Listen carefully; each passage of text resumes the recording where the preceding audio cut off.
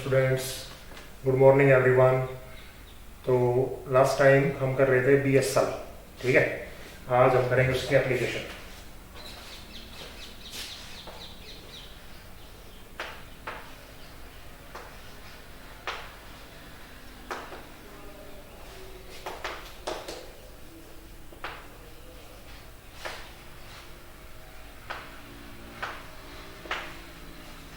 Okay, application of BSL। तो आज हम पहली एप्लीकेशन करेंगे, first magnetic field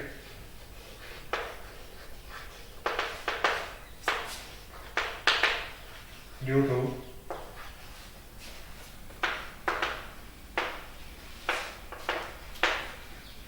straight wire carrying current.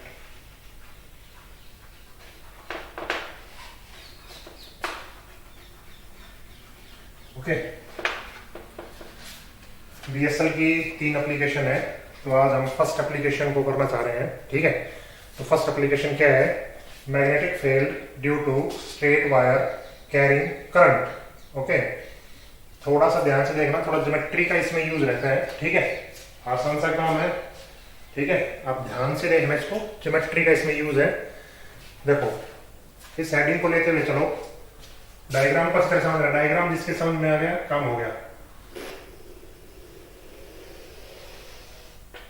और स्ट्रेट वायर, ठीक है, इसके अंदर करंट है I। स्ट्रेट वायर मतलब ये एक वायर सेगमेंट है। हर एक बात को ध्यान से सुनना, ठीक है। वायर सेगमेंट है। वायर सेगमेंट का मतलब एक वायर का टुकड़ा है जो अभी दिख रहा है, ठीक है, जिसमें करंट कितना फ्लो कर रहा है I। इसके अंदर करंट है, ठीक है। किसी पॉइंट P पे, ये पॉइंट आपकी सिंपलिसिटी के लिए मैं बुक से ही ले रहा हूं, ठीक है। सारी सभी बुकों में आपको ये पॉइंट P मिडल में मिलेगा आपको तकरीबन, ठीक है। ये पॉइंट P यहां भी हो सकता है, यहां भी हो सकता है, यहां भी, कहीं भी हो सकता है, ये ऐसा नहीं है, ठीक है। हम तो स्ट्रेट वायर के लिए किसी पॉइंट पे देखना चाहते हैं, ठीक है। तो आपकी सिंपलिसिटी के लिए मैं भी बीच में ले रहा हूं ताकि आपको समझ में आ जाए अच्छी तरह से, ठीक है। क्योंकि बुक में भी ऐसा ही है, फिर बुक को आप देखेंगे तो आपको अच्छी तरह क्लियर हो जाएगा।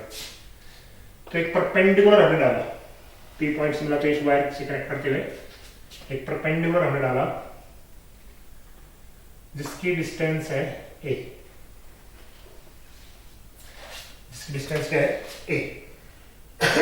ओके, अब अगला काम देखिए। सबसे पहला काम हम क्या करेंगे इसमें, देखो, according to BSL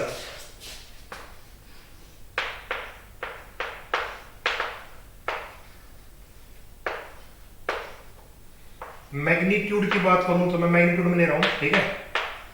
mu naught क्या होता है BSL? म्यू नॉट अपॉन में 4 पाई I dl sign theta upon में r स्क्वायर, ठीक है। dl और r के बीच में एंगल होता है साइन थीटा। तो सबसे पहला काम हमेशा ये ध्यान रखना, BSL में क्या काम करना होता है? करंट एलिमेंट बनाना होता है। ये लास्ट टाइम मैंने आपको बताया था, ठीक है। सबसे पहला काम हम क्या करेंगे? Current element vector.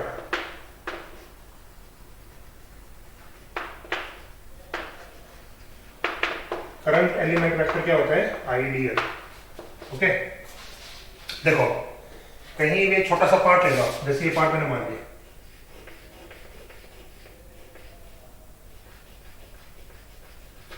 थोड़ा डार्क करके दिखा रहा हूं, ठीक है। इस वायर के अंदर हमने छोटा सा पार्ट मान लिया एंड ये पार्ट क्या हो गया? IDL। ये पूरी वायर के अंदर आप कहीं भी मान सकते हैं, ठीक है।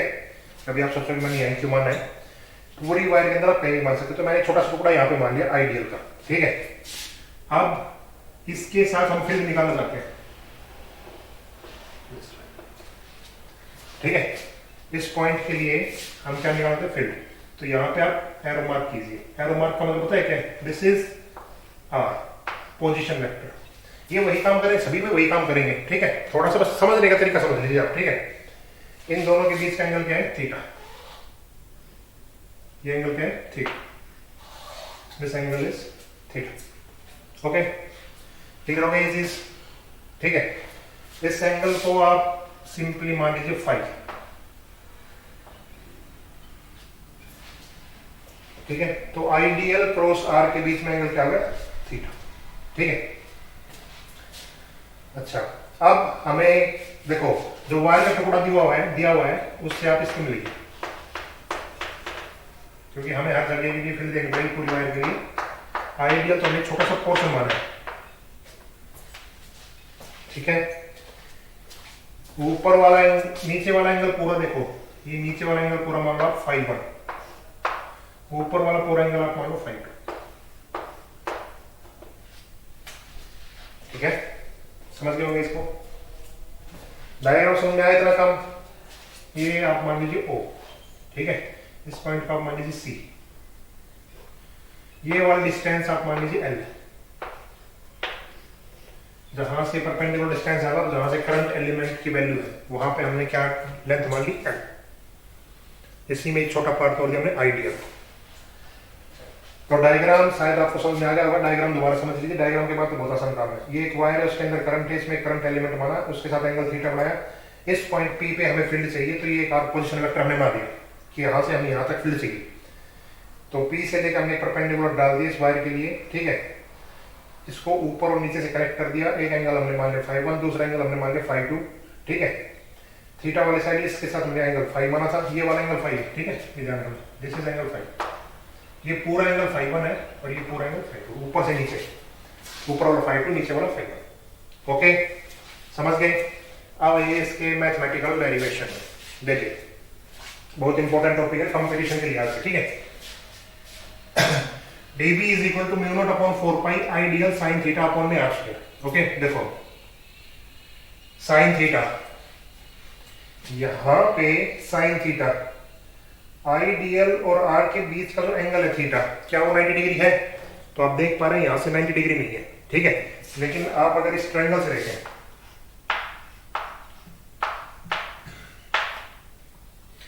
OPC ट्रायंगल से, तो इसमें देखो theta plus 5 is equal to कितना है? 90 डिग्री। आपको साफ साफ दिख रहा है, ठीक है। अगर यहां से मैं थीटा की वैल्यू निकालूं तो थीटा की वैल्यू कितनी आ जाएगी? 90 माइनस 5 आ जाएगी ना। इस इक्वेशन में रखिए आप, dB is equal to mu not upon में 4 pi I dl sine 90 minus 5 upon में 8। ओके, इसको मैं क्या लिखता हूं देखो आगे, म्यू नॉट अपॉन में 4 पाई आई डीएल साइन 90 माइनस 5, इसको मैं क्या लिखता हूं? दूसरे कोऑर्डिनेट में चला जाएगा, ठीक है। तो cos 5 अपॉन में क्या हो जाएगा? ठीक है, अपने पास ये रिजल्ट आ गया अल्टीमेटली, ठीक है। इसके बाद हम क्या करेंगे, ये स्मॉल मैग्नेटिक फील्ड है, इसको कंप्लीट में करने के लिए क्या करेंगे? इंटीग्रेशन करने के लिए सभी डायरेक्शन एक जैसी होनी चाहिए, ये ध्यान रखिए। इसमें आप मैग्नेटिक फील्ड की डायरेक्शन देखो हर जगह कैसी है। देखो, इसको बताने के लिए एक रूल और है, वो रूल है राइट हैंड थंब रूल ही है, ठीक है। Right hand thumb rule, thumb को करंट की डायरेक्शन में रखिए आप, थंब को करंट की डायरेक्शन में रखिए और फिर उस उंगलियों को घुमाइए, कर्ल फिंगर को आप घुमाइए, ठीक है। अब देखो करंट इस तरफ है, P पॉइंट इस तरफ है, तो इस तरफ आपने घुमाया, तो मैग्नेटिक फील्ड किस तरफ है? अंदर की तरफ, ठीक है। मैग्नेटिक फील्ड किस तरफ है? अंदर की तरफ। इसका मतलब जब मैग्नेटिक फील्ड अंदर की तरफ है तो घूम के जब आएगी, ठीक है, तो इस साइड कैसे मिलेगी आपको? आउटवर्ड। समझ में आ गया ये रूल? किसी भी स्ट्रेट वायर के लिए कौन सा रूल लगाएंगे आप? Right hand thumb rule. क्या करेंगे? इमेजिन, ठीक है, इमेजिन करेंगे ये थंब है करंट की डायरेक्शन में, कर्लिंग फिंगर को आप जहां भी घुमाएंगे वो किसकी डायरेक्शन देगा आपको? Magnetic field. ये 10th में रूल था, ठीक है।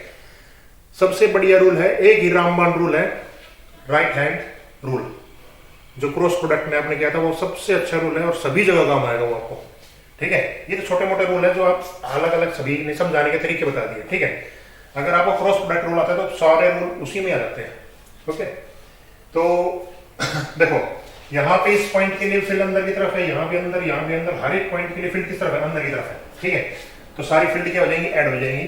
तो ऐड हो जाएंगी तो इस डीपी को हम क्या कर सकते हैं, इंटीग्रेट। ओके, देखो टोटल जो बी होगा वो क्या हो जाएगा, इंटीग्रेशन ऑफ डीबी। ठीक है, अब देखो आगे इसमें म्यू नोट अपॉन में 4 पाई आई डीएल कोस फाई अपॉन में आर। ठीक है, इसका इंटीग्रेशन। ओके, अब आगे देखिए आप b इज इक्वल टू, देखो इसमें टर्म में कांस्टेंट क्या है, mu not upon 4 pi constant है, this is constant. Okay, I BSL के अंदर क्या रहता है, स्टैटिक स्टडी कांस्टेंट रहता है, आई भी कांस्टेंट हो गया। अंदर क्या बच गया, dl cos फाई अपॉन में आर स्क्वायर बच गया ये। अब dl की हर जगह अलग, dl ये एलिमेंट बना, आगे और भी मान सकते हैं। cos फाई ये एंगल भी वेरिएबल है और आर स्क्वायर ये भी वेरिएबल है, तीनों चीज वेरिएबल है। तो इन तीनों का हमें इंटीग्रेशन करना है। ठीक है, तो तीनों का इंटीग्रेशन करने का तरीका सुनिए अब आप क्या है। लिमिट देखिए इसमें क्या रखेंगे हम, देखो ये वायर का टुकड़ा यहां पे माना हमने, तो दो लिमिट है इसकी, ऊपर से क्या है फाई 2 और नीचे से क्या है फाई 1, फाई 1 और क्या है फाई 1, है ना। दिस इज इनिशियल फाई 1 और this is final phi 2, this is initial and this is final. तो फाइनल के साथ एंगल क्या है फाई 2 और इनिशियल के साथ एंगल क्या है फाई 1। अच्छा, अगली बात ये y एक्सिस है, y एक्सिस में ऊपर की तरफ जो एंगल दिख रहा है फाई 2 वो तो कैसा है पॉजिटिव, और y एक्सिस में जो नीचे की तरफ एंगल दिख रहा है फाई 1 वो कैसा है नेगेटिव। तो इसको हम ऐसे लिखेंगे माइनस फाई 1 टू फाई 2। क्या ये बात समझ में आई, यहां तक समझ में आया आपको।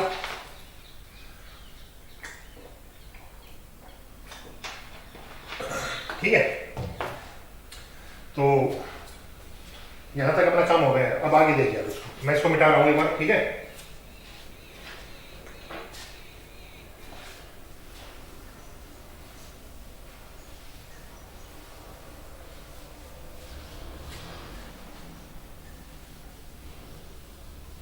देखिए आगे था, इसको देखो इंटीग्रेशन हमें फाई में चाहिए। देखो लिमिट हम जब पुट करेंगे तो फाई में चाहिए, तो इन तीनों को आप किस में करेक्ट करेंगे, किस में लेके आएंगे, फाई में लेके आएंगे। किस में लेके आएंगे, फाई में। देखो किस तरह लेके आएंगे, देखो अब मैं धीरे धीरे इन तीनों को सोल्व करता हूं, dl और r कोस फाई तो है अपने पास। ठीक है, देखो सबसे पहले r को सोल्व करने का तरीका क्या है, in triangle OPC, OPC triangle में अगर मैं कोस फाई निकालूं, OPC ट्रायंगल में अगर मैं कोस फाई निकालूं तो कोस फाई क्या होगा, बेस अपॉन में हाइपोटेन्यूज, तो बेस a और हाइपोटेन्यूज क्या है r, समझ गए, base a hypotenuse r। dl दूसरा काम देखो, dl को निकालने करके देखो, इसी ट्रायंगल में आप tan फाई निकालें, इसी ट्रायंगल में अगर tan फाई निकालो तो tan फाई देखो क्या आएगा, परपेंडिकुलर अपॉन में बेस, तो L अपॉन में A, this is perpendicular, this is base. ठीक है, L की वैल्यू क्या हो जाएगी, A tan फाई हो जाएगी। ठीक है, अब आपको लेके आना है dl, आपको ये स्मॉल करना है, स्मॉल करने का मतलब आप क्या करेंगे, इसका डिफरेंशिएशन, डिफरेंशिएटिंग। ठीक है, डिफरेंशिएटिंग करेंगे L तो क्या बढ़ जाएगा dl। ठीक है, A कांस्टेंट है, कांस्टेंट टर्म में कोई डिफरेंशिएशन नहीं, tan फाई का होता है सेकंड स्क्वायर फाई और फाई का हो जाएगा dy। ओके, क्या ये चीज समझ में आई आपको, बताइए क्या ये चीज समझ में आई आपको। ठीक है, पहला काम हमने किया है, r को निकाला है और dl को निकाला है, cos फाई अपने पास फाई एंगल तो है, कोई दिक्कत नहीं। ठीक है, इसके बाद देखिए अब इस डायग्राम का कोई काम नहीं अपने पास, इसको मैं मिटा देता हूं। ठीक है,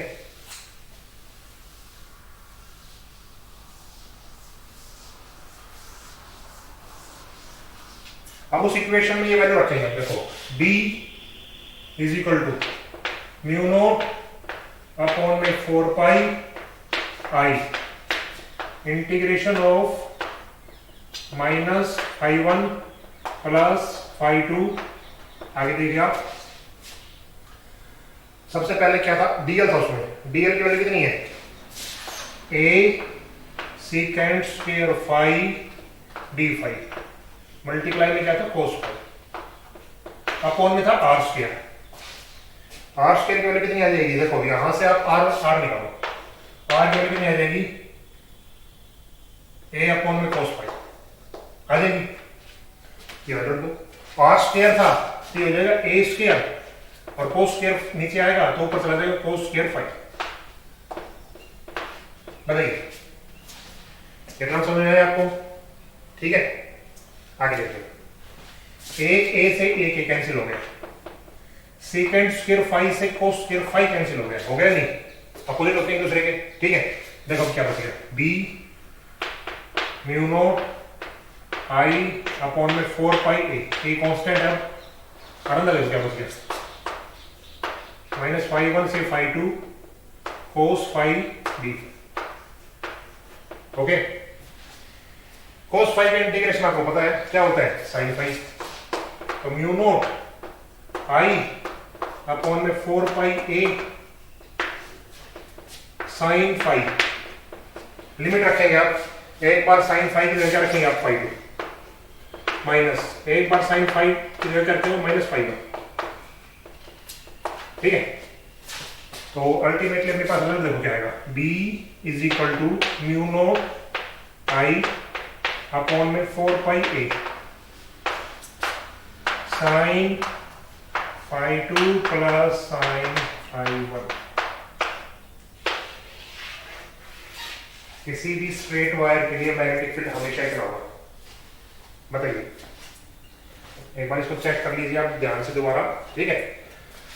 बहुत आसान सा टॉपिक था, आसान का मतलब ये है मैथमेटिक्स ज्योमेट्री थी इसमें, बाकी काम आसान ही था, ठीक है।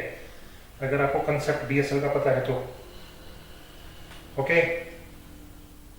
तो अब हम अगला काम करेंगे स्पेशल केस, इसके दो स्पेशल केस हैं, देखिए क्या क्या है वो।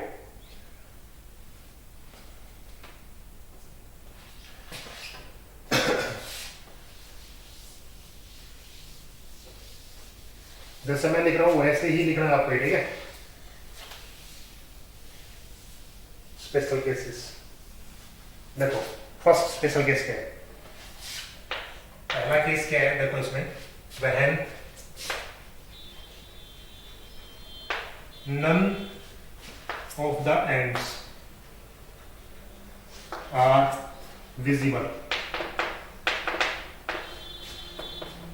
means infinite वायर, ठीक है। ये कहा गया है अब कि ये जो वायर थी वायर, ठीक है, अब कैसे है, इनफाइनाइट है, मतलब इनके दोनों एंड हमें दिख नहीं रहे हैं, ठीक है। इसके दोनों एंड हमें क्या नहीं हो रहे हैं, दिख नहीं रहे हैं, तो आप इसको इससे मिला नहीं पाएंगे, ठीक है, ठीक है। ये पैरेलल में चली जाएंगी, ठीक है। तो ज्यादा सोचने की जरूरत नहीं है, बस इतना काम याद रखना आपको, φ1 और φ2, उस केस में दोनों एंगल कितने होंगे, π/2, बस,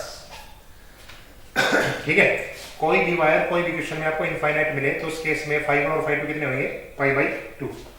यहाँ पे आप वैल्यू रखेंगे तो जो b की वैल्यू आएगी, b की वैल्यू देखो क्या आएगी, म्यू नॉट आई अपॉन में 4 pi a sine 90 plus sine 90, sine 90 value कितनी होती है 1, और 1 प्लस 1 कितना हो गया 2 इंटू में 2। उस केस में b की वैल्यू कितनी हो जाएगी, म्यू नॉट आई अपॉन में 2 पाई a,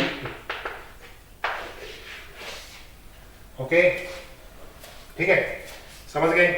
दूसरा केस, ये केस ही बहुत इंपॉर्टेंट है, ये इतना इंपॉर्टेंट नहीं है, कभी आप ये सोच रहे हो, ये केस इंपॉर्टेंट है कि क्वेश्चन में जब आएंगे ना तो यही आएंगे कि कोई वायर इनफाइनाइट है, कोई वायर सेमी इनफाइनाइट है, ठीक है, दूसरा केस देखिए, when one end is visible and other end is infinite। अब क्या कहा गया है, देखो इसी में बता देता हूं आपको। अब ये कहा गया है एक एंड तो इसका फिक्स है, एक एंड तो इसका क्या है, फिक्स है, और दूसरा एंड कहां पे है, इनफाइनाइट पे। तो ठीक है, तो इनफाइनाइट के लिए एक एंगल तो कितना हो जाएगा, अब नीचे की तरफ क्या है, तो फाई वन तो कितना हो जाएगा, 0, ठीक है, नहीं फाई वन कितना हो जाएगा, पाई बाई 2, ठीक है, क्योंकि एक एंड फिक्स नहीं है, पाई बाई 2 हो जाएगा, और फाई 2 कितना हो जाएगा, 0, ठीक है। दोबारा सुन लीजिए क्या है, जब कोई वायर दोनों तरफ से इनफाइनाइट हो तो दोनों एंगल पाई बाई 2 90 डिग्री के। जब कोई वायर एक तरफ से इनफाइनाइट और एक तरफ से इनफाइनाइट ना हो, ठीक है, तो उसमें जो इनफाइनाइट की जगह है वहां तो एंगल पाई बाई 2 बता दिया मैंने, ठीक है, और दूसरी जगह कितना एंगल हो जाएगा, 0, ठीक है। इसमें रखेंगे B mu naught I upon में क्या बच जाएगा, 4 पाई,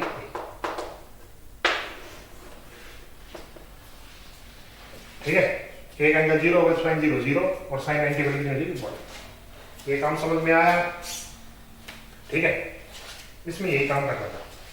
this is the first application of magnetic field due to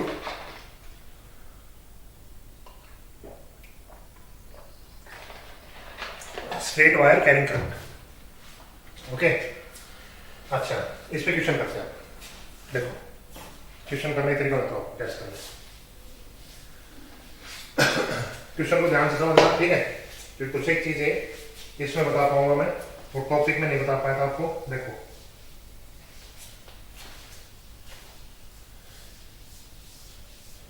तीन क्वेश्चन में लेके चल रहा हूं एक साथ, उन तीन क्वेश्चन को ध्यान से देखना।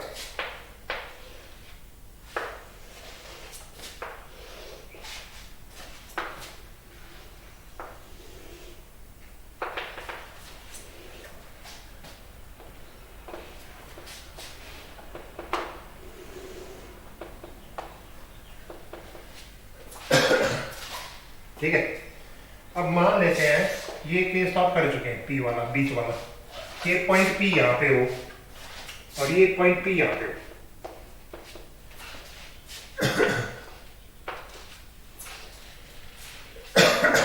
क्वेश्चन आता हूं आपको, इसमें करंट है 10 एम्पियर का इस वायर के अंदर, और ये 2 मीटर की डिस्टेंस है, ठीक है। ये वाला एंगल है 53 डिग्री और ये वाला एंगल है 37 डिग्री, ठीक है। तो इसमें आपको मैग्नेटिक फील्ड निकालना है। कैसे निकालेंगे, आसान सा काम है, फॉर्मूला रख दीजिए सीधा, म्यू नॉट अपॉन में 4 पाई आई, ए की जगह कितना डिस्टेंस दे रखा है 2 मीटर, चलो ए लिख लो पहले, साइन फाई वन 37 डिग्री और प्लस साइन फाई 2 53 डिग्री, ठीक है। तो 10 की पावर -7 म्यू नॉट अपॉन 4 पाई की वैल्यू 20 अपॉन में 8 2 मीटर, ठीक है। इसकी वैल्यू कितनी होगी, साइन 37 डिग्री की। देखो ये काम शायद आपने किया होगा अभी बचपन में 10th क्लास में। अगर एक एंगल 53 डिग्री है, एक एंगल 37 डिग्री है, तो ये वाली साइड 3, ये वाली साइड 4 और ये वाली साइड 5। अब पढ़ा है सब? नहीं पढ़ा तो इस तरह की चीजों को याद कर लीजिए, ठीक है, कंपटीशन में बहुत काम आएगी। 53 और 37 डिग्री का एंगल आपको ऑफ कोर्स मिलते हैं काफी बार, ठीक है। तो 53 डिग्री का देखो, 53 डिग्री की वैल्यू कितनी आएगी, प्लस कोस साइन 53 क्या होता है, परपेंडिकुलर अपॉन में बेस, नहीं परपेंडिकुलर अपॉन में हाइपोटेन्यूज, ठीक है। और ये क्या होता है, साइन 37 परपेंडिकुलर अपॉन में। तो इसको सोल्व कर लेंगे तो अपने पास क्वेश्चन आ जाएगा, ठीक है। मेरा मोटिव ये नहीं था, मेरा मोटिव अगला क्वेश्चन है। देखो अगला क्वेश्चन, इसमें सीधा फॉर्मूला लगाना, ठीक है। अब इसमें वही काम है, ये लाइन वैसे मिलाइए, ठीक है। ये वाला एंगल 37 और ये वाला एंगल 53 डिग्री, ऐसा ही है, पूरा एंगल पी के साथ, ठीक है, और ये 137, ये वाला इक्वेशन, ठीक है। लेकिन इस पी पॉइंट को हमने क्या करते हैं, डिस्प्लेस करके नीचे लिया है। तो इस पी पॉइंट को जब आप नीचे लेके आएंगे, देखो क्या बदलेगा। देखो इस क्वेश्चन में जो फॉर्मूला लगेगा वो देखिए आप क्या लगेगा, ठीक है। इस क्वेश्चन में जो फॉर्मूला लगेगा उस फॉर्मूले में बड़ा एंगल कौन सा है, फाई 2 कितना है 53, और छोटा एंगल 37, बीच में आ जाएगा माइनस। क्या आ जाएगा बीच में, माइनस। क्यों आएगा उसको ध्यान से देखो। इस डायग्राम में क्या था, ये फाई 1 जो एंगल था, फाई 1 एंगल, ये इसके नीचे बना था। ध्यान से सुनो, 2 मिनट की बात है। इसमें ये फाई 1 जो था वो नीचे बना है, तो हमने माइनस लिया, तो माइनस फाई 1 लिमिट, आपको थोड़ा ध्यान हो। इसमें दोनों ही एंगल, ठीक है, दोनों एंगल इस लाइन से नीचे तो नहीं बढ़ रहे, ठीक है, इस लाइन से करेक्ट हो रहे हैं, आराम से बढ़ रहे हैं। तो इसमें जो लिमिट रखी जाएगी वो कैसे रखी जाएगी, फाई 1 और फाई 2। इसमें माइनस नहीं आएगा। क्यों नहीं आएगा, क्योंकि इसमें इस लाइन के नीचे एंगल नहीं बढ़ रहा।